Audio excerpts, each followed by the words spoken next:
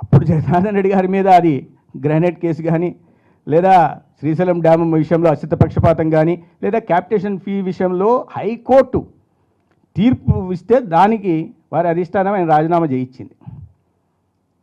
దానికి దీనికి లింక్ పెట్టి మీరు స్కాముల గురించి మాట్లాడడం, Byju scam, self finance scheme, అది కూడా పెద్ద స్కామ్. అసలు ఈ కాలేజీల్లో ఇంత రాద్ధాంతం చేయడానికి ప్రధాన కారణం ఈ వారి నాయకులు ఒక్కొక్కరు అవినీతి కేసుల్లో జైల్లోకి పోతుంటే, రెండోది ఆనాటి అవినీతి ఇవాళ బయటికి వస్తూ ఉంటే, ఇవన్నీ కూడా వేళ్ళన్నీ కూడా తాడేపల్లి ప్యాలెస్ వైపు చూపిస్తుంటే వాటి నుంచి ప్రజల దృష్టి మరలించడం కోసం, ఇవాళ రాష్ట్రంలో మంచి నుంచి ప్రజల దృష్టి మరలించడం కోసం జగన్మోహన్ రెడ్డి ఆడుతున్న ఇది జగన్ నాటకం.